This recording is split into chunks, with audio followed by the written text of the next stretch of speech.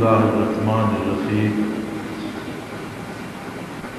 واذكر ربك في نفسك تضرعا وخيفة ودون الجهر من القول بالغدو والآصال ولا تكن من الغافلين اللهم سبحانك لا علم لنا إلا ما علمتنا إنك أنت العليم الحكيم مولاي صل وسلم دائما أبدا على حبيبك من زانت به الأسر.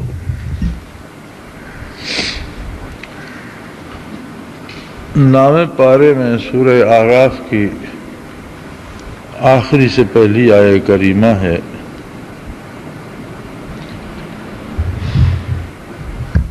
قرآن کریم میں جو عبادت بھی قرآن آیت سے یا نص سے ثابت ہے وہ فرض ہے. جتنی عبادات قرآن کی نص سے ثابت ہیں وہ فرض عین ہے. اور تمام عبادات کی حدود و قیود متعین ہیں. قرآن میں اجمال ہے، حدیث شریف میں اور سنت خیر الانام صلی اللہ علیہ وسلم میں اس کی تمام حدود و قیود واضح ہوگی. قرآن نے اگر نماز پڑھنے کا حکم دیا تو اس کے اوقات، اس کی رکعتوں کی تعداد، اس میں رکوع و سجود، اس میں قیام و جلوس، اس کے سارے فرائض کے ساتھ اس میں سنتیں، مستحبات، واجبات، سب کچھ نبی رحمت صلی اللہ علیہ وآلہ وسلم نے واضح فرما دیا. اسی طرح روزہ فرض ہے. قرآن حکیم نے اجمالاً اوقات کی تعیین بھی کر دی، رمضان کے مہینے کی نشاندہی بھی فرما دی. لیکن اور بہت سی حدود و قیود کہ روزہ صرف پیٹ کا نہیں، زبان کا بھی ہونا چاہیے، کانوں کا بھی ہونا چاہیے، غلط بات سنی نہ جائے، غلط بات کی نہ جائے. نبی رحمت صلی اللہ علیہ وسلم نے مستحبات تک واضح فرما دی. جہاد ہو، حج ہو، زکوٰۃ ہو، تمام عبادات کے اوقات مقرر ہیں، حدود و قیود مقرر ہیں. ایک عبادت ذکر الہی، اللہ کی یاد، اور وَاذْكُرِ اسْمَ رَبِّكَ، اللہ کے اسم ذاتی کا ذکر کرو، یعنی اللہ اللہ اللہ کرتے رہو. وَتَبَتَّلْ إِلَيْهِ تَبْتِيلًا، اس حد تک اسے لے جاؤ کہ مخلوق، اللہ کے سوا مخلوق تمہاری نگاہوں سے صرف اللہ ہو اور تم. تبتل ہوتا ہے انقطاع، کٹ جانا، الگ ہو جانا. فرمایا اس طرح کٹ جاؤ مخلوق سے جیسا کٹ جانے کا حق ہوتا ہے. اور اس عبادت کی کوئی نہ وقت کی تعیین ہے، نہ اسے کسی دوسری عبادت کو اس کا متبادل قرار دیا گیا، بلکہ ذکر کثیر کا حکم اکثر مقامات پہ ملتا ہے. اب اسی آیہ کریمہ کو دیکھ لیں. ارشاد ہوتا ہے وَاذْكُرْ رَبَّكَ فِي نَفْسِكَ، اپنے پروردگار کا ذکر دل ہی دل میں کرتے رہو. تضرعا وخیفة ودون الجہر من القول، تضرعا نہایت عاجزی سے، یہ جانتے ہوئے کہ میں ایک حقیر مخلوق ہوں اور وہ رب العالمین ہے، اور اس بات سے ڈرتے ہوئے کہ کہیں میں اس کی نافرمانی کی زد میں نہ آ جاؤں. ودون الجہر من القول، اور بغیر لوگوں کو سنائے، بغیر آواز نکالے. بالغدو والآصال، ایک انگریزی کا لفظ ہے اراؤنڈ دا کلاک. جب انہیں کہنا ہو نا کہ یہ کام ہر وقت کرتے رہو تو انگریزی میں ایک جملہ استعمال ہوتا ہے کہ اراؤنڈ دا کلاک. یہ ایسا کام ہے کہ یہ رات دن کسی وقت رکے گا نہیں، یہ کرتے رہو. یہ جو اراؤنڈ دا کلاک ہے اس کو عربی میں کہتے ہیں بالغدو والآصال. لفظی ترجمہ تو بنتا ہے صبح شام، لیکن مراد یہ ہوتی ہے کہ دن یا رات کا کوئی حصہ اس کام کو رکنا نہیں چاہیے. پھر آگے جو قید لگائی وہ یہ ہے کہ وَلَا تَكُن مِّنَ الْغَافِلِينَ، اور کبھی بھی اپنے آپ کو غافلوں میں شامل نہ کرو. اب غفلت، کسی کی عمر غفلت میں بیت جاتی ہے، وہ بھی غفلت ہے. کوئی سالوں کے حساب سے اللہ سے غافل رہتا ہے، برسوں غافل رہتا ہے، وہ بھی غفلت ہے. کوئی ایک نماز چھوڑ دیتا ہے، 4 پڑھ لیتا ہے تو یہ بھی غفلت. 4 دفعہ تو حاضر ہوا بارگاہ ربی میں، 1 دفعہ سستی کر گیا، کہیں مصروف تھا نہیں پڑھی تو غفلت ہو گئی. اسی طرح جب ذکر ہر وقت کرنے کا حکم ہے تو جو لمحہ ذکر سے غافل ہوگا وہ غفلت ہو جائے گی. صوفیاء کہتے ہیں نا جو دم غافل سو دم کافر. کفر کا معنی ہوتا ہے ناشکری. تو صوفیاء کا قول ہے کہ جو دم اللہ کے ذکر کے بغیر نکلے یہ ناشکری ہے. میں ایک دن فتاوی میریہ دیکھ رہا تھا تو اس میں ذبی کا مسئلہ ذبیہ کا آ گیا. کسی نے پیر میر علی شاہ رحمۃ اللہ علیہ سے مسئلہ پوچھا کہ جانور کو جب ذبح کیا جائے تو اس وقت اللہ اکبر کہنا ضروری ہے یا اگر اس کا دم نکل جائے اور پتہ نہ چلے اور پھر بعد میں کوئی اللہ اکبر پڑھے تو. انہوں نے فرمایا جب جانور مر چکے اس میں جان باقی نہ ہو تو پھر اللہ اکبر پڑھنے کا کیا فائدہ. یعنی اس کا دم جو نکلا تو وہ تو بغیر اللہ کے نام کے نکل گیا، وہ تو حرام ہوگا. اب حرام پر اللہ اکبر پڑھتے رہو تو وہ تو جائز نہیں ہوگا.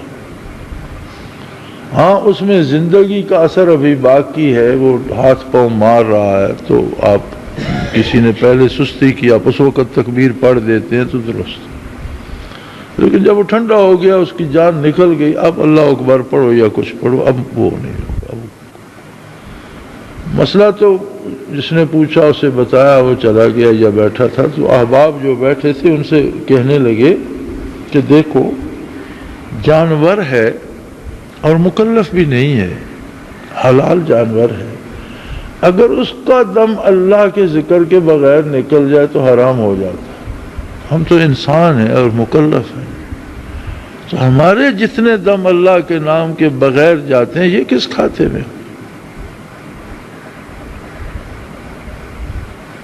صوفیاء کے نزدیک سب سے زیادہ کام زندگی میں انسان جو کرتا ہے وہ سانس لینے کا ہے. بے ہوش ہوتا ہے تو بھی سانس لے رہا ہے، بیمار ہے تو بھی لے رہا ہے، کھڑا ہے تو بھی لے رہا ہے، لیٹا ہے تو بھی لے رہا ہے، چل رہا ہے تو بھی لے رہا ہے. یا پھر دل کی دھڑکن دوسرا کام ہے کہ جب تک زندگی ہے وہ دھڑکتا رہتا ہے اور اگر رک گیا تو زندگی رک گئی.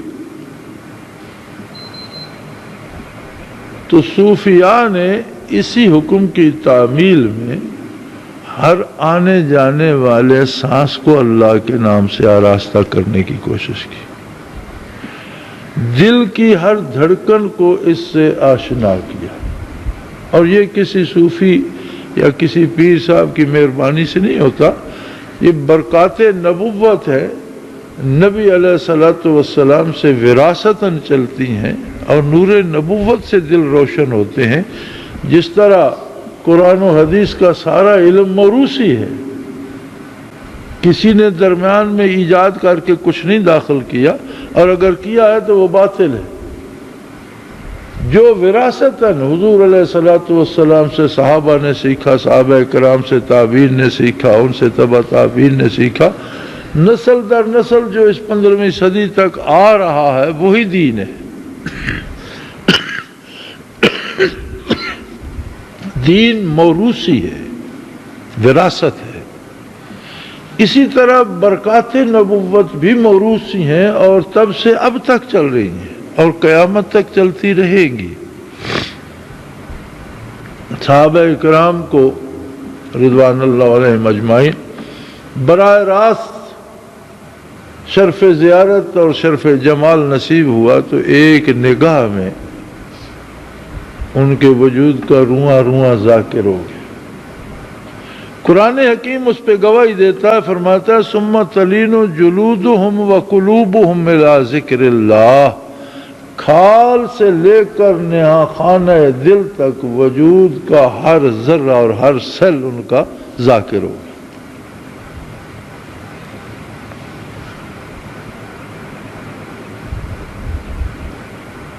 صحابہ کرام کی صحبت میں جو بیٹھا اسے بھی خالی فیض صحبت سے یہ دولت نصیب ہوگی، اور تابعین کا الگ طبقہ بن گیا۔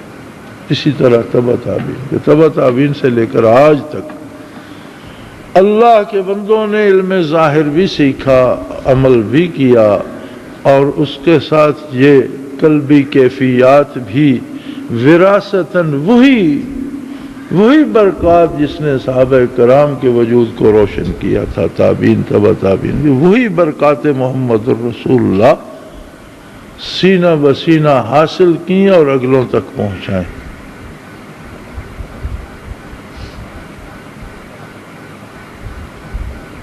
یہ کیسے قیمتی لوگ تھے۔ ہمارے پاس ایک بادام ہوتا ہے، ایک اخروٹ ہوتا ہے، یہ ایسے پھل ہیں جن کے اندر ان کی روح ہوتی ہے اور باہر کا خول محافظ ہوتا ہے۔ دین کی مثال بالکل ایسی ہے، علم ظاہر نہ ہو تو کمالات باطنی کی حفاظت ممکن نہیں ہوتی۔ اس کی اتنی اشد ضرورت ہے کہ اس کے بغیر حضرت رحمۃ اللہ علیہ فرمایا کرتے تھے کہ صوفی یا خود عالم ہوتا ہے یا کسی عالم کے ساتھ وابستہ ہوتا ہے، اس کے بغیر اس کا گزارا ممکن نہیں۔ یا تو خود عالم ہوتا ہے، اور اگر عالم نہ ہو تو کسی ایسے عالم سے وابستہ ہوتا ہے کہ شب و روز جس سے مسائل پوچھتا رہے اور اس کے مطابق عمل کرتا رہے۔ جس طرح بادام میں کتنا قیمتی مغز ہے، لیکن اگر چھلکا اتر جائے اسے ایک چونٹی بھی کھانا شروع کر دیتی ہے، اس کی حفاظت ممکن نہیں رہتی، چھلکے میں محفوظ رہتی۔ علم ظاہر محافظ بھی ہے کمالات باطنی کا، اور ان کے حصول کا ذریعہ بھی ہے۔ اسی بادام میں پھل لگتا ہے جس کا پہلے خول بنتا ہے۔ اگر پھول پر خول نہ بنے تو بادام کا مغز کسی نے لگتے دیکھا؟ لہذا علم ظاہر اور اس پر عمل حصول کیفیات باطنی کے لیے از حد ضروری ہے۔ یہ جہالت ہے یہ کہنا کہ شریعت اور ہے اور تصوف کچھ اور ہے، یہ تو جہالت ہے، یہ تو نہ جاننے والوں کی باتیں ہیں۔ شریعت ہی اصل ہے، اساس ہے، طریقت اس کی روح ہے کہ اسی جو شریعت پہ ہم عمل کرتے ہیں اس میں درد بھی پیدا ہو جائے، اس میں حضوری بھی پیدا ہو جائے، اس میں طلب بھی پیدا ہو جائے۔ سجدہ کرے تو تمنا یہ ہو کہ جمال باری پا سکو۔ سجدے میں ایک ذوق اور ایک کیف نصیب ہو۔ تو جس طرح بادام کا مغز بادام کی کھال اور اس کا خول بنے بغیر ممکن نہیں، اسی طرح علم ظاہر اور عمل اور مجاہدے کے بغیر یہ برکات ممکن نہیں۔ لیکن اگر کسی بادام پر بہت سے بادام لگیں اور کسی میں بھی مغز نہ ہو تو وہ بھی جلانے کے کام ہی آئیں گے، ان کا بھی کوئی مصرف نہیں. لہذا یہ لازم و ملزوم ہے کہ قرآن و حدیث کا، ارشادات نبوی کا کم از کم ضروریات دین کا علم تو ہو، یا کسی عالم کے ساتھ ہو، پھر اپنی توفیق سے، اپنی ہستی سے پوری محنت کر کے اس پہ عمل کرے، اور کسی صاحب کمال سے کیفیات باطنی سیکھے، تاکہ اس کا دل ذاکر ہو جائے، ہر دھڑکن اللہ اللہ کرے. بلکہ اہل اللہ کا عالم تو یہ ہوتا ہے کہ دل دھڑکتا ایک بار ہے اور اللہ اللہ 500 بار کہہ جاتا ہے. کیف میں اور عمل میں بڑا فاصلہ ہوتا ہے. آپ نے دیکھا ہوگا غصہ ایک کیفیت ہے، تھپڑ مارنا ایک عمل ہے. آپ ناراض ہو کر کسی کو تھپڑ مارنا چاہتے ہیں تو ہاتھ اٹھانے میں، تھپڑ مارنے میں تو وقت لگے گا، لیکن جو غصے کی کیفیت ہے وہ ٹیمپریچر ایک دم اپنی ہائٹ پہ پہنچ جائے گا. آپ خوش ہو کر کسی کو انعام دینا چاہتے ہیں تو کوئی چیز اٹھانے میں، اسے دینے میں وقت لگے گا، لیکن جو مسرت ہے اس کی جو لہر ہے وہ ایک دم آپ کو بشاش کر دے گی. یہ کیفیات جو ہیں وہ عمل کی، دھڑکنا ایک عمل ہے اور اللہ اللہ کرنا اس کی کیفیت ہے. تو ہو سکتا ہے کہ ایک دھڑکن میں وہ 1000 بار اللہ اللہ کر جائے. اور وہی مطلوب ہے کتاب اللہ کا. فرمایا دانشوروں کی بات قرآن حکیم کرتا ہے کہ یہ زمین کی تخلیق، آسمانوں کی تخلیق، ان فی خلق السماوات والارض، زمین ایک قطع خاک پڑا ہے، اسے آپ کھودتے چلے جاؤ، اس میں کچھ بھی نہیں ہے، لیکن اس پہ بادل برستے ہیں تو اس سے اتنی چیزیں نکل آتی ہیں. کہاں سے آتی ہیں؟ کون ان میں رنگ بھرتا ہے؟ کتنے تن کے گھاس کے آتے ہیں، آپ گن نہیں سکتے. ہر تن کا گل بکف ہے، ہر پھول کی خوشبو الگ ہے، رنگ الگ ہے، ذائقہ الگ ہے، تاثیر الگ ہے. کون ایسا ہے مصور حقیقی جو یہ تصویریں بنا رہا ہے؟ اسی طرح آسمانوں کی تخلیق، شب و روز کی آمد و شد، بادل، بارش، سورج، چاند، ستارے. فرمایا یہ جو ارض و سما کی تخلیق ہے دانشوروں کے لیے یہ بہت بڑی دلیل ہے عظمت باری پر. ایک نہیں، اس میں لاکھوں دلائل ہیں عظمت باری پر. لیکن صاحب عقل کون ہے؟ لِأُولِي الْأَلْبَابِ، یہ عقل مندوں کے لیے ہے، بے وقوفوں کو سمجھ نہیں آئے گی. پھر آگے اولی الالباب کی تشریح فرماتا ہے قرآن کہ صاحب عقل، صاحب خرد کون ہے؟ الذین یذکرون اللہ قیاما وقعودا وعلی جنوبہم، وہ لوگ جو لیٹے ہوں تو اللہ کا ذکر کر رہے ہوتے، بیٹھے ہوں تو اللہ کا ذکر ہو رہا ہوتا ہے، چل پھر رہے ہوں تو اللہ کا ذکر. وہ پنجابی کا ایک محاورہ تھا کہ ہتھ کار ول دل یار ول. زندگی کے کسی بھی کام میں اعضاء و جوارے مصروف ہیں، دماغ مصروف ہے، ہاتھ پاؤں مصروف ہیں، یہ لیٹ کے آرام کر رہے ہیں، سو گئے، لیکن دل کی ہر دھڑکن اللہ کا نام لے رہی ہے اور اللہ اللہ ہو رہی ہے، اللہ کا ذکر ہو رہا ہے. وہ لوگ عقل مند ہیں، صاحب دانش ہیں کہ جن کا کوئی حال یاد الہی سے خالی نہیں ہے. تو یہ ایک ایسا فرض ہے، ذکر الہی ایک ایسا فرض ہے کہ جس کا نہ موسم ہے، نہ وقت ہے، نہ حدود و قیود ہے. ہر دم کے ساتھ اللہ اللہ چلتی رہے. اور یاد رکھیں دنیا کی کامیابی آخرت پر انحصار رکھتی ہے. ہو سکتا ہے ایک شخص پوری دنیا کو فتح کر لے، لیکن یہ ضروری نہیں کہ وہ کامیاب بھی ہو، اسے سکون سے نیند بھی آتی ہو، اسے کھایا پیا ہضم بھی ہوتا ہو، اس کے دل میں خوشی بھی ہو، یہ ضروری نہیں ہے. اگر چنگیز خان نے یا تاتاریوں نے ایک جہان کو تہتے کر دیا لیکن اپنی زندگی میں کوئی لمحہ سکون کا نہ پا سکے تو کسے کامیابی کہیں گے؟ تو یہ ضروری نہیں کہ ایک بندہ ایک دنیا کو فتح کر لے اور وہ کامیاب ہے. ہو سکتا ہے ایک بندہ ایک کٹیا میں بیٹھا ہو لیکن وہ بڑا پرسکون ہو، مزے سے، اسے کوئی تکلیف نہ ہو. ایک درویش کا میں پڑھ رہا تھا قصہ کہ بادشاہ نے بہت کوشش کی اسے دربار میں بلانے کی، وہ نہ گیا. تو ایک دن اچانک بادشاہ نے اپنے مصاحبوں سے کہا کہ بغیر پروگرام کے اچانک چلتے ہیں، چلو درویش کی زیارت تو ہو جائے گی. سردیوں کا موسم تھا، وہ اپنی کٹیا کے باہر بیٹھا دھوپ سیک رہا تھا. تو گئے، اس نے بھی آؤ بھگت کی، بیٹھا رہا. تو بادشاہ نے پوچھا کہ جی کوئی خدمت جو میں آپ کی کر سکوں؟ اس نے کہا جی آپ میرے اور دھوپ کے درمیان آ گئے، آپ تھوڑا سا ہٹ جائیں، مجھ پر دھوپ لگنے دیں، بس اور کوئی ضرورت نہیں. میں دھوپ میں بیٹھا تھا، آپ سورج کے سامنے آ گئے، آپ درمیان سے ہٹ جائیں، یہی آپ کی کرم نوازی. باقی ساری حکومت میں سے اسے کسی چیز کی ضرورت ہی نہیں.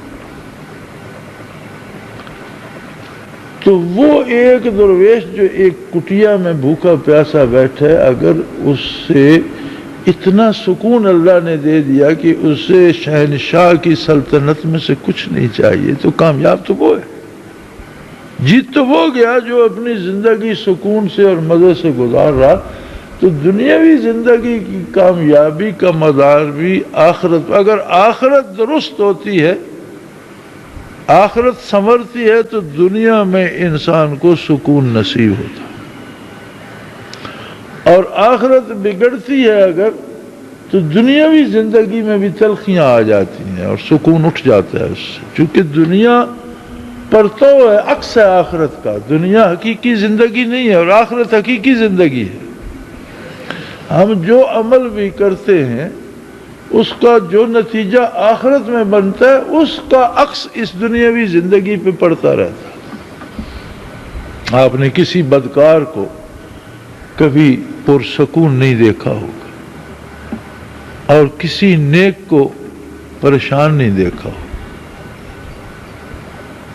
چونکہ اللہ کے ساتھ اور اس کی عظمت کے ساتھ جس کا رابطہ ہو جائے اسے سکون، جس کی آخرت سنور جائے اسے سکون نصیب ہو جاتا ہے.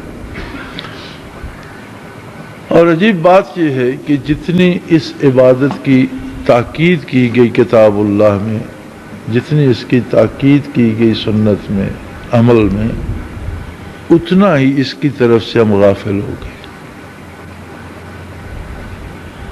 میری رائے میں یہی وجہ ہے کہ ہمارے نمازیوں میں، حاجیوں میں، علماء میں، پڑھے لکھے دینی لوگوں میں بھی اب وہ بات نہیں رہی کہ بندہ ان پر اعتبار کر لے.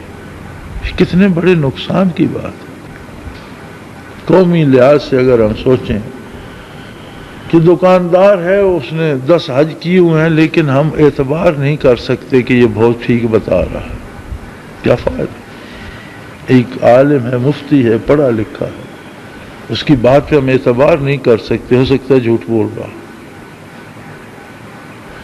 تو پھر ہمارے پاس کیا کلیہ رہ گیا، ہمارے پاس کیا قاعدہ رہ گیا کہ کون شریف آدمی ہے؟